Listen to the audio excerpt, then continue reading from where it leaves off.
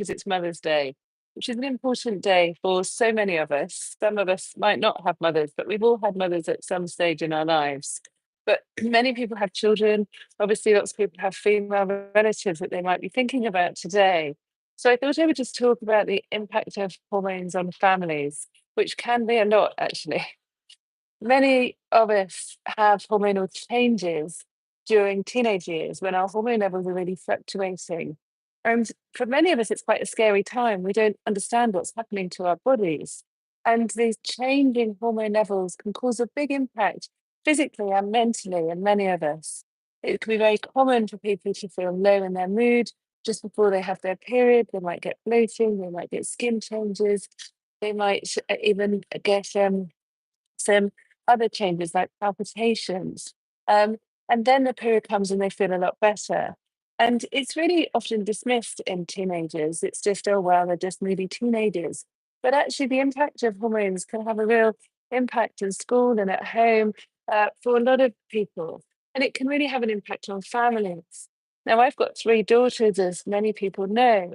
And that can, I've got personal experience of what it's like to have three children who are having different hormonal changes at different times of the month as well. But then becoming perimenopausal myself and experiencing symptoms, it had a huge impact on the family day to day running. And I didn't really realize what was going on initially because I wasn't prepared, strangely enough, for perimenopause to happen to me. I thought it was going to happen at a later stage than it did. So I thought my low mood, my irritability, my anger was just due to not coping very well with children. And often I reflect a lot about the impact that changing hormones can have on families. I'm very lucky I've been with my husband for many years, since I was 18. We've got a very stable relationship. But if it wasn't stable, if he didn't care for me as much as he does, it would have been a very different time, I think. And I do think about the number of relationships that break down or don't continue because of the hormonal impact, either on the partner, the female partner, or the children, or both actually.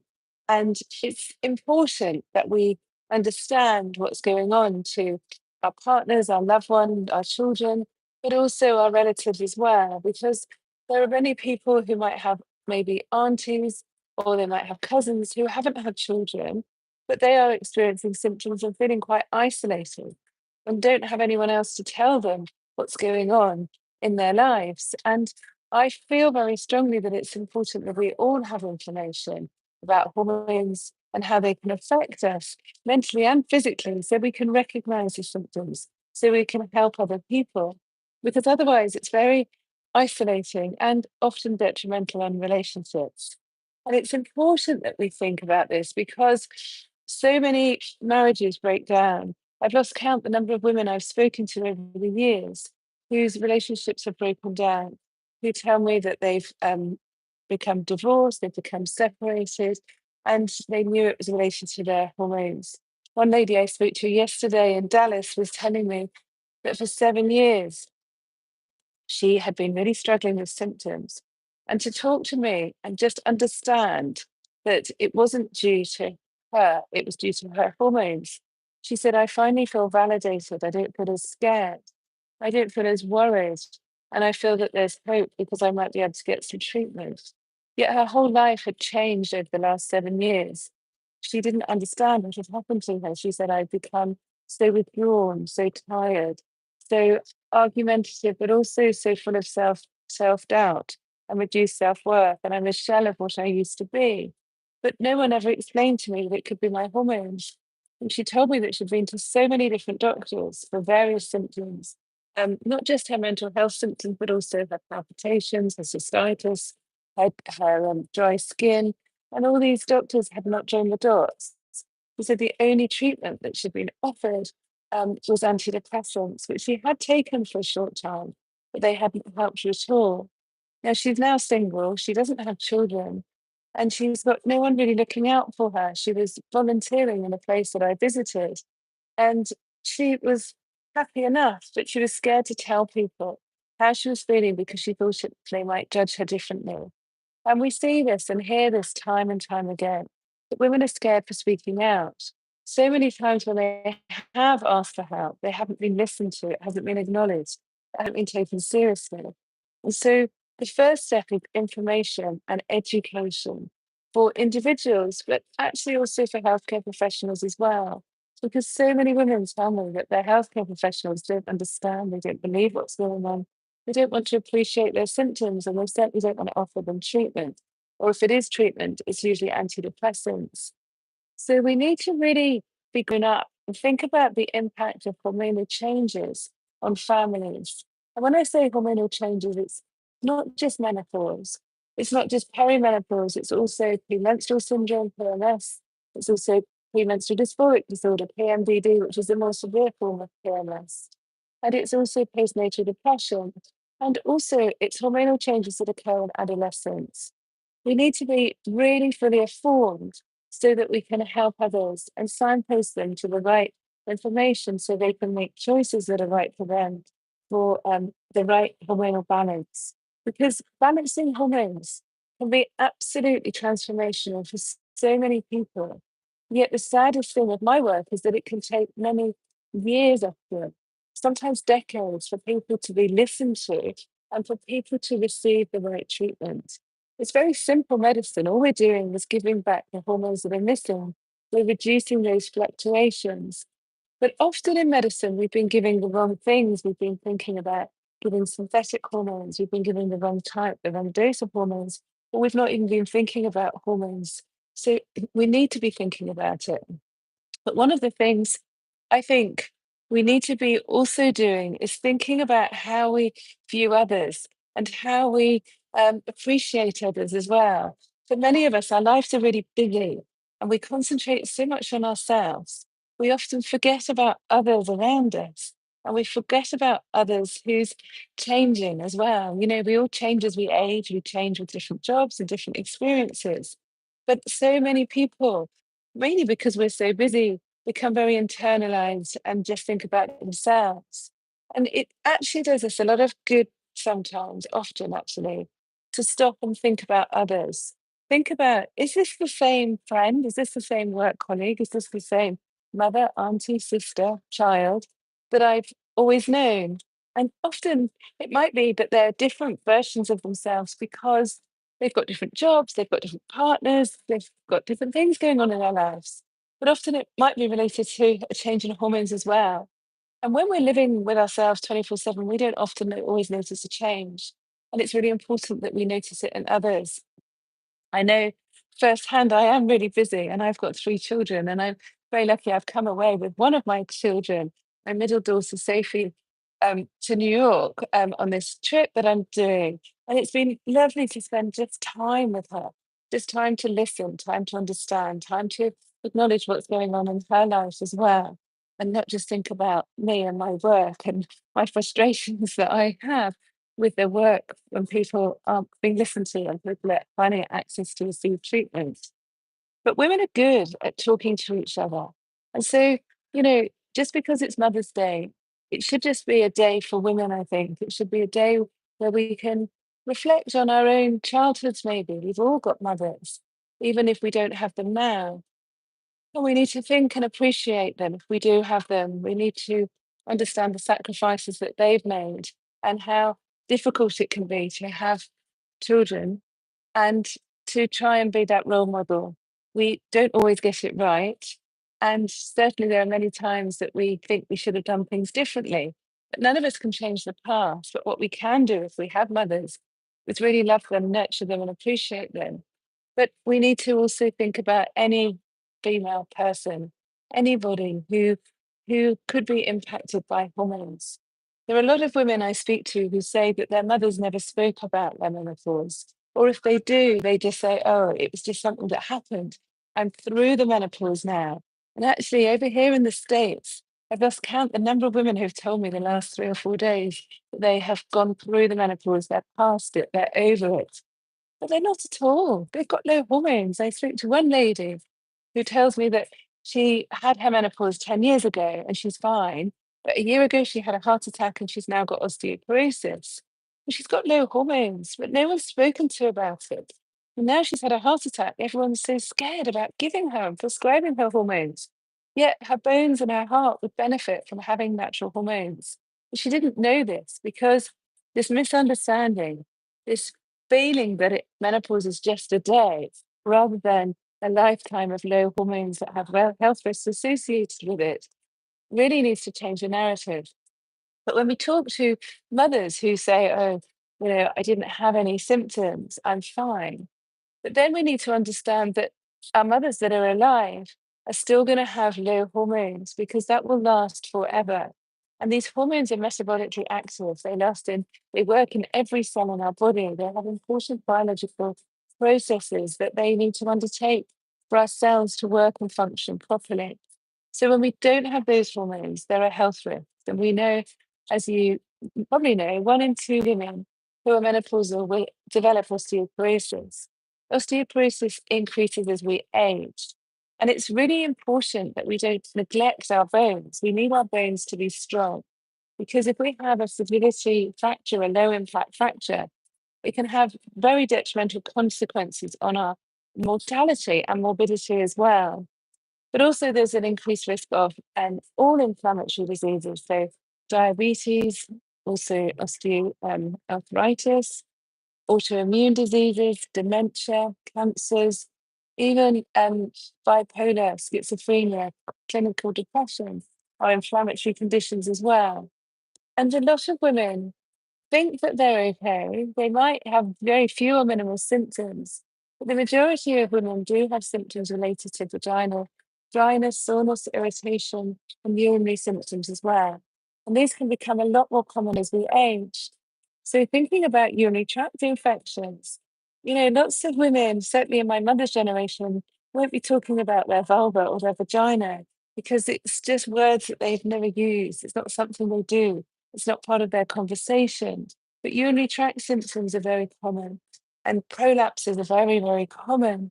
Yet a lot of women aren't talking about it. They're just normalizing the conversation. They're getting antibiotics when they have urinary tract infections. But we need to be thinking about this more. We need to be thinking about vaginal hormones, which are very safe in women, even those women who've had breast cancer, because the dose is very low. But we know that vaginal hormones can reduce urinary tract infections. They can reduce cystitis. They can reduce incontinence. They can actually improve prolapses as well. So it's not too late to be talking about urinary symptoms to your mother if you still have one, and thinking about should or could she benefit from some vaginal hormones. I really regret actually the times that I visited nursing homes and residential homes because as a GP, I used to go every week to visit different nursing homes, and many women had urinary symptoms. And never once did I think about vaginal hormones because no one had taught me about it. And really, every woman in a nursing home should be using some vagina hormonal preparation, which could really make a huge difference to their urinary symptoms. But also, a lot of them have vulval and vaginal irritation, especially at night time. And women with dementia are often getting up at the night time to having to pass urine. And that can really be reduced if they have vaginal hormones. So it's something we should be more aware of. And I don't know why we're not really more aware of it because it can make such a difference to people's lives and reduce the need for antibiotics, which obviously is crucially important at a time when we've got increased risk of or increased incidence of antibiotic resistance as well. So maybe today, because it's Mother's Day, but in the next few weeks, months, years, look at women differently. Look at women and try and understand, are they experiencing menopausal symptoms? Could their joint pain, could their low mood, could their reduced energy, could their poor sleep, could their memory problems be related to their hormones or no hormones at all? Could their urinary symptoms be associated with their low hormones? And should we be talking to them about having any hormones back? Because for many years we've been told we shouldn't be giving hormones to women if they're over the age of 60. But this has stemmed from the WHI, the Women's Health Initiative study, where they were giving a synthetic type of hormone, which does have risks. But when we give the natural body identical hormones, they're the same structure as the hormones we produce ourselves. So this means that they're not inflammatory. They don't increase risk of clot, stroke, or heart attack, but they have benefits to health. So low doses can even have a benefit. I know personally my mother's got a couple of friends who very sadly have dementia. They're the same age as her. They've never taken hormones and they're really struggling. And one of them doesn't even know who my mother is. And it's one of my mother's dearest and oldest friends. And it's really sad. She's my godmother. And it's sad to hear how she's deteriorated. Now, I've got no idea what she would be like if she had had hormones, but we know that the hormones estradiol, progesterone, testosterone work very well on the brain because they're made in the brain. They help the connections in the brain, they help improve memory, cognition, they help all our thought processes. So, to me, it's very sad that hormones have never been offered to her. But I've got one friend whose mother had some early dementia and she was given HRT actually in the 80s and 90s, and then her doctor stopped it because of the WHI study. And recently, my friend came to me and said, "I like you to see my mother. She's in her late 70s, and I'm worried about her mental health, but also her physical health because she's not walking. She's got worsening arthritis. And I really don't want her to go to a nursing home. She has some carers, but I just worry and wonder, could any of her symptoms be related to her hormones?" So I've seen her, and over the last 18 months, I've been giving her a low dose of hormones. I've been giving her estradiol, progesterone, and testosterone. And her mental health has really improved. And people at the temple, when she goes to worship there, have been asking, "What's going on? How have you, you seem brighter, you've got more energy." And the carers are really amazed with the difference. And it's taken several months. And I started with a very low dose, but she also had a fall recently, and it was a type of fall that most people her age would have fractured either their wrist or their hip, but she didn't fracture anything. So it meant that she could stay at home. She was in a bit of pain, but she's not gone to a nursing home. She still has carers. And I just wonder like, how many more people could potentially improve if they had a chance to have hormones at an older age. Like, it shouldn't be right that we're ignoring women because of their age when we have hormones that we know will strengthen their bones. And we can't keep ignoring osteoporosis. It's really important. And if it will also help with mood and memory and concentration and muscle and joint pain. Also, we know the hormone receptors are in our muscles, so they'll help with this sarcopenia, this loss of muscle mass. So then people will be able to build bones more, build bones and muscles. So they're more likely to be able to stay independent. They're more likely to be able to get out of the chair, reach for a cupboard, be able to use their Zimmer frame, maybe get out of a bath or a shower unassisted. So we need to be thinking about hormones in a different way. There's a lot of talk about hormones and midlife, which, how do we define midlife anyway? But yes, of course, when we're in our 40s and 50s, but let's not ignore the older generation as well, because they're less vocal. They're less demanding. No, because they have less knowledge about hormones. They've been grown up in an era where they've been scared of hormones.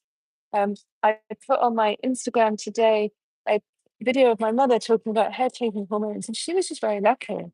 No one in my family is medical at all, and I wasn't. I was very young. I was 10 or 11 when she started HRT. So I had no knowledge at all about hormones, but her doctor did, and he just prescribed her some HRT. And I'm forever grateful for this doctor. I had no idea who he is, um, or was even, but he's really made a massive difference, not just to her life, but to our lives as well. For my brother, my sister, my mother's only recently retired from working, examining speech and drama. She's very formidable. She might be like this anyway if she wasn't taking hormones, but you only have one chance at life. It was, great that she was prescribed an evidence based treatment. It was great that she was prescribed HRT that has more benefits than risks. But, over the last 25 years or so, most doctors have asked her to come off her HRT. They've told her she's been on it too long. And thankfully, because of the work that I do, the knowledge that I have, she's carried on taking it. And she knows the difference that it's making to her. And she's, fully able to make decisions about her health. She's completely informed in decision-making processes. But for her, the best thing is to continue taking HRT. And she's had 2 hip replacements. And each operation, the surgeon has said, "My goodness, Anne, you've got very strong bones." which is a delight to hear. You know, of course she's aging, but if we can keep her as healthy as possible, reduce the diseases that are going to occur, then that's got to be a good thing. You know, we all want to live as healthily as we can. It's not just the length of our time alive, it's the how healthy we are, how we can reduce diseases and reduce suffering as well. So there's a lot we should think about in other generations as well, whether it's about our mothers, our aunties, just friends' mothers as well. We should be having this conversation. We should be encouraging them to download Balance or listen to my podcast. And my new podcast is coming out on Tuesday. It's really beautifully filmed. I've got some great guests. I've got an amazing group of people, a team of people who are working really hard to make it more accessible, more interesting to watch, and also, you know, interesting to listen to as well. But I want people to be thinking differently about hormones. I don't want people to be scared of them. You know, coming over to the US, I realize people are scared. People have been given so much misinformation, but now women are starting to get frustrated. And I think with frustration, change can come. It's been a real honor to be here in America. I'm going back home tomorrow. And it was the first time I've spoken publicly in America about hormones and, you know, the work that I do. But it's been met with a lot of respect and this massive need. People are really wanting to make a difference, not just to themselves, for others. And that's where I think, you know, on Mother's Day, thinking about every woman, thinking about how we can all work together, how we can all help each other, how we can all get stronger. Our voices will be heard more. So then there won't be as much suffering for my mother's generation as I become older, or for my children's generation as they become older as well. We have to change things because every day I hear from women who have been missed out on HRT. Well, they look at their mothers and say, I wonder what she would have been like if she'd been allowed to have HRT. You know, if a doctor refuses HRT to you and you want it, then you're within your rights to see someone else. Or if your mother or your a relative or your friend who's an older generation to you isn't being listened to, then go with them, talk to the doctor, ask about whether they can have some low dose natural hormones to see, because we know it's licensed to prevent osteoporosis, which, as I've said, is so common. So there's a lot to think about. But I just thought I would just come on and talk about the impact of hormones in families and other generations, because a lot of my work is aimed at individual women. We need to be thinking beyond ourselves. So hopefully it's given you a bit of food for thought. And I'm sorry for the background music, but I'm just hiding in the Rockefeller Center in New York and being very grateful that I haven't been moved on by a security guard. But I wanted somewhere that's quite quiet. And in New York, there's very few quiet places. But I hope that's been helpful. And next week I will be doing it hopefully from home in a bit of a quieter environment. So thanks for all your support. And before I log off, I'm just going to see if anyone's got any questions because they have come up on my thing. So someone said, which hormones cause fatigue? I'm on HRT, but I'm still fatigued. It might be that the dose or type of hormone needs changing. So often we do estradiol levels, but also thinking about testosterone. And I have got some um, Instagram lives about testosterone as well. Someone wants to try HRT for PMDD, but I'm afraid you shouldn't be afraid of hormones. PMDD, often women really do improve with the right dose and type of hormones, especially progesterone.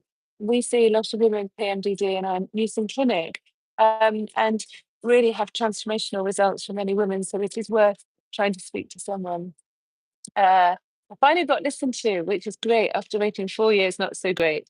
My GP changed my progesterone from body identical to generic, and it's affecting me.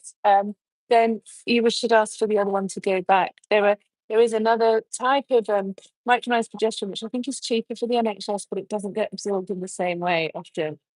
I started getting some problems. I had before that I started progesterone. What do I do? Well, often if you're on a type of hormone that isn't suiting you, or you feel that your symptoms have changed, then go back and talk to someone. Especially when we start hormones in the perimenopause, often people need their dose and type changing and reviewing quite frequently, often as well. Oh, this is nice. I've been taking body identical hormones for over a year, never felt better. It's helped me get leaner, stronger mentally and physically. I will never stop taking them. GPs will not help us, they are not trained. Yeah, I mean, I have got my Confidence in Menopause course, which we've had thousands of people have downloaded it and said that it's absolutely transformed the way that they practice, which is wonderful. But we do need to have more training, and I honestly don't know how else to improve it. I started to develop parenthesis on my face, hands, burning mouth, dizziness. No one talks about these symptoms. Burning mouth syndrome, any nerve type pains, pins and needles can be associated with hormones. So often when we balance hormones, all three hormones, estrogen, progesterone, testosterone, have a really important effects on the nerves, the physical nerves, how they work, and can really help with burning mouth as well. I've had a hysterectomy, I tried progesterone, my stomach was upset and stopped. But I don't have much, doctor doesn't care. We can give progesterone in different ways. Sometimes we give it orally, sometimes we give it as a pessary. And I have done or it's on my YouTube now about progesterone.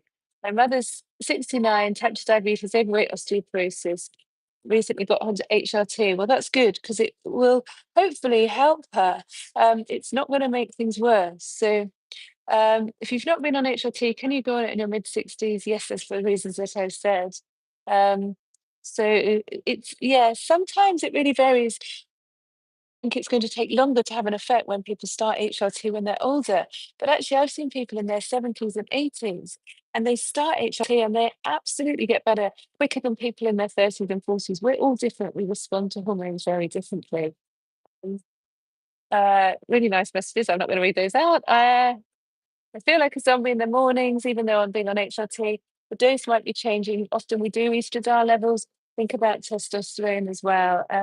So if you're in the UK, obviously we can help you in the clinic. And lots of people who come to our clinic, actually then once their dose and type of hormones optimized, the GP will take over the prescribing. Um, what do you do? Change the dose when you feel symptoms have come back after 7 months. It's really individualized. Sometimes it's estradiol, sometimes it's progesterone, sometimes it's a testosterone, sometimes it's all three. So really, absolutely go and see someone who understands. I got stomach cramps with dual patches. So the dual patches contain estradiol, just a low dose, it's 50 micrograms, with the synthetic progesterone as well. I tend to prescribe the natural body identical hormones, so we'll give the estradiol, pure estradiol patches with a natural progesterone. So I don't usually prescribe the combination patches. So it would be worth going back to your doctor, seeing a specialist, and think about having those hormones separately. So I hope that's been useful and look forward to seeing you next week and have a great week. Thanks, everybody.